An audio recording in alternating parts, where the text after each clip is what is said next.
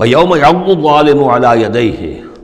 اور وہ دن ہوگا کہ ظالم جو ہے، جو گناہ گار ہیں، مشرک ہیں، کافر ہیں، اللہ کے جو باغی تھے،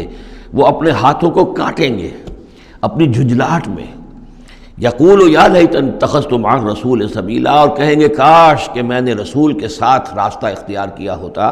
رسول کے راستے پر چل رہا ہوتا، میں ان کا اتباع کرتا، ان کے ساتھیوں میں شامل ہو جاتا۔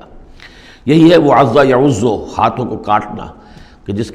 کے لیے وہ میں نے حدیث جو آپ کو سنائی تھی کل کہ ملکن عاضًا،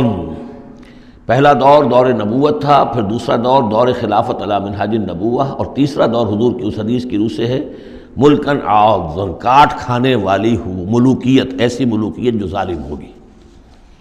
یا ویلتا، وہ سوچ کہے گا کافر کہ ہائے میری شامت، لیتنی لم اتخذ فلانا خلیلا، کاش کہ میں نے اس دن فلاں شخص کو اپنا دوست نہ بنایا ہوتا، میں نے دنیا میں فلاں شخص کو اپنا دوست نہ بنایا ہوتا، یعنی اس نے مجھے پھر ورغلایا،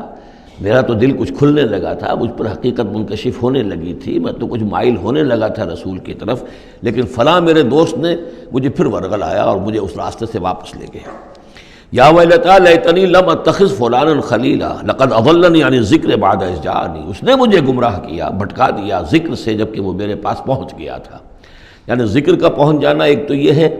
کہ اللہ کے رسول نے مجھے سنا دیا، دوسری کہ میرے دل کے اندر بھی وہ اترنے لگا تھا، وہ مجھ تک پہنچ گیا تھا، میرے دل کے تاروں کو چھیڑنے لگا تھا، جیسے کہ کہا گیا ہے وَقُلْ لَهُمْ فِي أَنفُسِهِمْ قَوْلًا بَلِيغًا، اے نبی ایسی بات کہیے ان سے کہ جو ان کے اتر جائے، جو پہنچ جائے، ان کی روح کی گہرائیوں تک اس کی رسائی ہو جائے، وہ بات کہیے۔ تو یہ بات مجھ تک پہنچنے لگی تھی، لیکن اس نے مجھے گمراہ کر دیا۔ وَكَانَ الشَّيْطَانُ لِلْإِنسَانِ خَذُولًا، اور یقیناً شیطان جو ہے وہ انسان کو پھر دغا دینے والا ہے۔